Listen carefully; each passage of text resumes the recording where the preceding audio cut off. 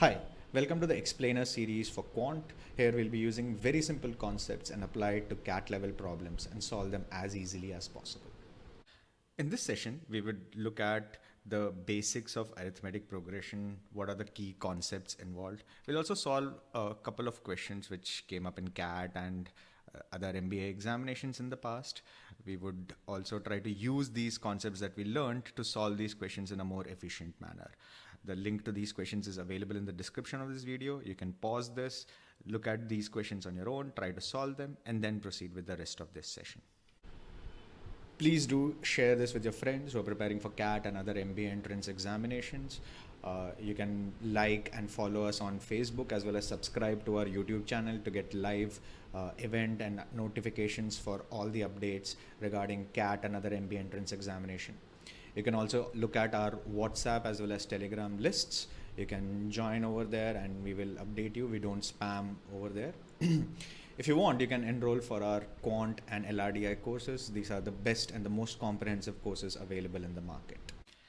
Arithmetic progressions is one of the easiest progressions to deal with. They are very common. The questions come up very frequently in CAT. Almost every year you'll get one or two questions which are on the concept involving arithmetic progression. Now, let's see what are the basics of this, right? In the very basics, you'll have to figure out how the progression actually propagates, right? So usually you have a first term, usually denoted with A, right? And the key differentiation between arithmetic progression and any other progression is that the difference between two consecutive terms is a constant, right? This is called the common difference, usually denoted with the small d, right? So if you take a progression, say 1, 3, 5, 7, 9, 11, 13, these are odd numbers, right? Difference is 2, right?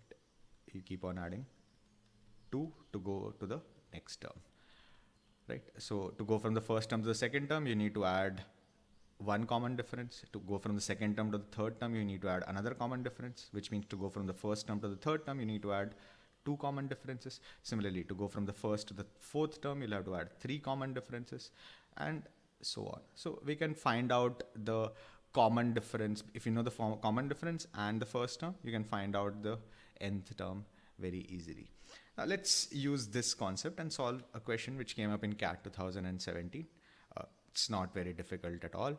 If the square of the seventh term of an arithmetic progression with positive common difference equals the product of the third and the 17th terms, then the ratio of the first term to the common difference is how much? So you need to find A is to D. How much is ratio of the first term to the common difference? Right, sixth term will be A plus 6D. Square of this is equal to the product of the third term and the 17th term. Third term will be A plus 2D. This will be A plus 16D. So if you expand this, you'll get A square plus 12 times AD plus 36D square equals A square plus 16 plus 2 is 18 times AD plus 32D square, right? So A square gets cancelled. So you get 4D square equals 18 minus 12, which is 6AD. D gets cancelled. So you'll get A by D should be equal to 4 by 6, which is 2 by 3. Option A will be your correct choice. Pretty straightforward.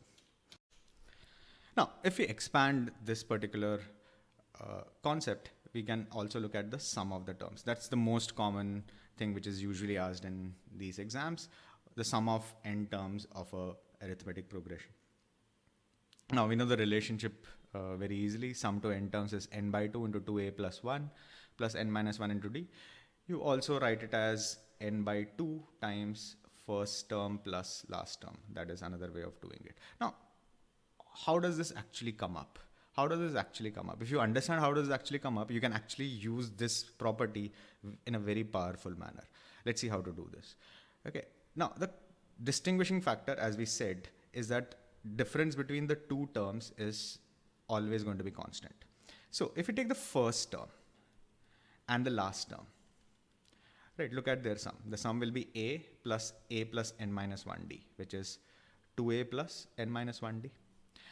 If you take the second term and the second last term, right, that will be a plus d plus a plus n minus d, n minus 2 into d. Right, the sum is again the same. Right. Why is the sum same? You're adding one common difference to go from the first term to the second term, and you're deducting one common difference to go from the last term to the second last term. The difference, the sum remains the same. D and D get cancelled. Right. Again, if you add a common difference, you'll have to subtract a common difference to move back. Sum remains the same. Add a common difference, you'll have to deduct a common difference. Again, the sum remains the same. So if you have n pairs, n terms, you'll have n by 2 pairs. Right. Each of these pairs will add up to the same sum as the first plus the last. Right. So you can very easily say that the sum is n by 2 first plus the last term. What this also tells you is that the sum of the n terms will be n times the average of the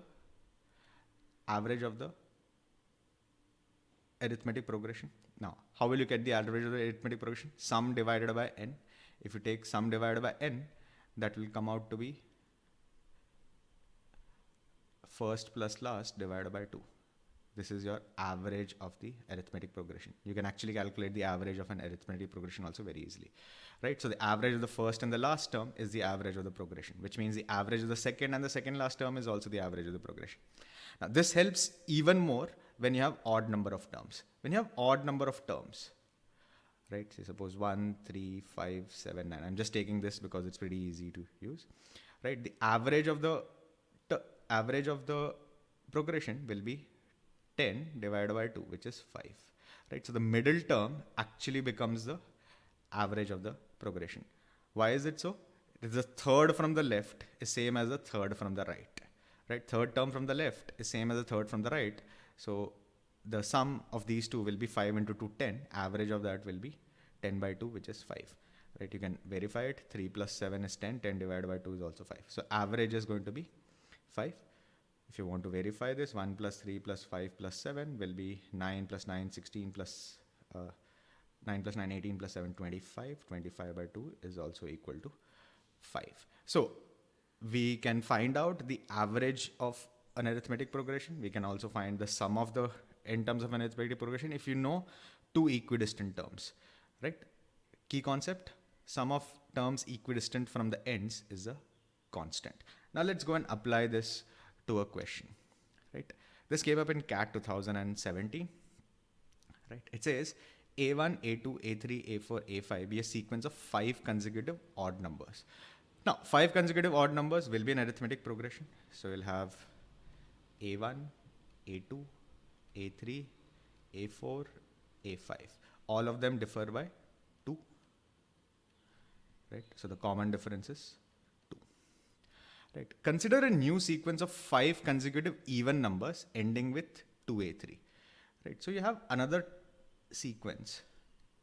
Right. This is even numbers, but the last term is 2 times a3. Right. So from here to here, that's 2 times a3. So the middle term here becomes twice of the middle term becomes the last term here. But this is not going to be 2a1. This is not going to be 2a2 or something like that. Right?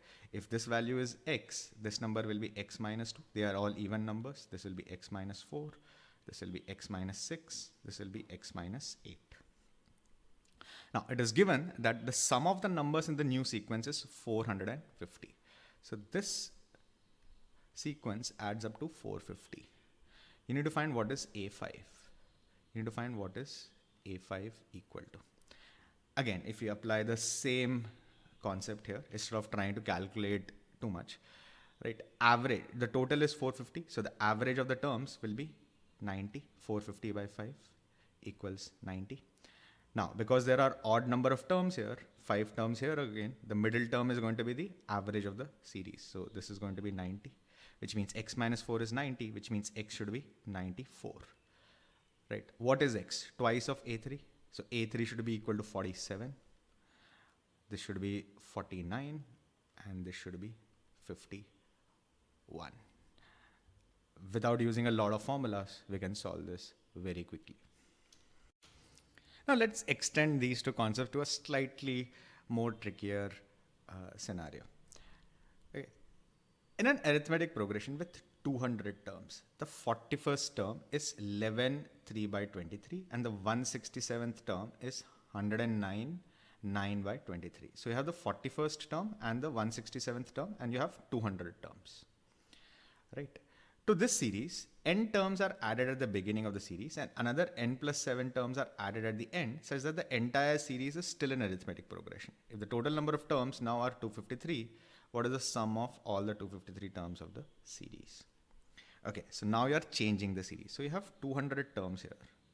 Some information is given. You have the 41st term and you have the 167th term. Right. Now, using this much information, you can find A and D, right? You have A plus 40D, A plus 166D. If you want to calculate, you can calculate the value of A and D, right? We will try not to do it. We'll try to see if we can do it in a cleaner manner. Now, unfortunately, these two are not equidistant from the ends, right? This one is 41 from the first. So 41st from the end will be 201 minus 41, which is 160. If I had the 160th term, I'll be able to calculate the middle term or the average of the middle terms and do it very easily. How did I take 201? First term is 1, last term is 200. So adds up to 201. So similarly, the complement of 2 will be 199, complement of 3 will be 198, and so on.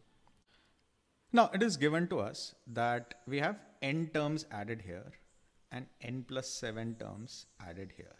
N terms added here, n plus 7 terms added here.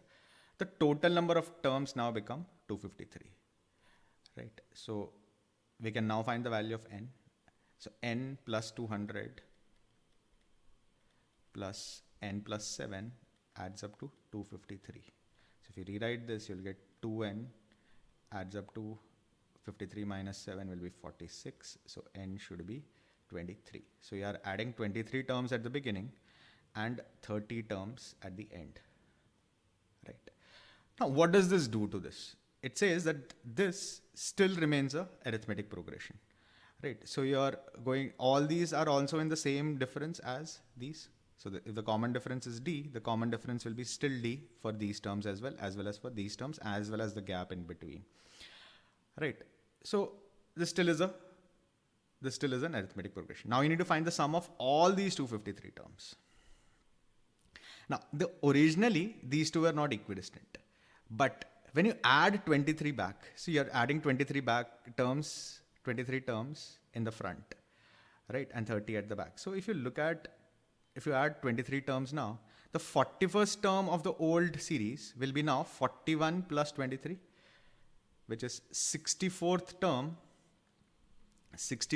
of the new series, right? So the 41st term here will be the 64th term of the new series.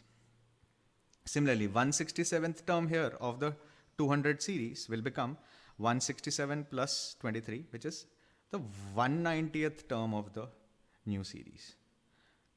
Does this help you? How do you match this? Again, proceeding with the same one. 1 and 253 will be a pair. 2 and 252 will be a pair. 3 and 251 will be a pair. What does the sum add up to? 254, right? 64 and 190, that also adds up to 254, which means these two terms are equidistant, right? Which means the average of these two terms will be the average of the series, right? Now your life becomes much more easier, right? Average of this series will be 11 3 by 23 plus 109 9 by 23, which is 120 12 by 23. Average of these will be 66 by 23. Multiply this by 253 and your answer is there, right? That will be the sum of this. You can calculate this. So you can do 6 into 6, 253 into 6 will be 8131518, and 6 by 23 when you multiply it by 253. 253 is 23 into 11. So 6 into 11 will be 66. When you add this, you will get 46,15246. That will be your correct answer. So we have seen that this is a very nice concept of the sum of terms. If you understand that the average of the series can be found by the middle term of the series, you can solve questions which might take a lot of calculations in a relatively easy manner, in a very clean manner more than anything else. That completes this particular session. If you liked it, please do share it with your friends who are preparing for CAT and other MBA entrance examination. Please do subscribe to our YouTube channel as well as follow our Facebook page. The links for our course are available on the description to this video. Till we meet again the next time, goodbye and all the best.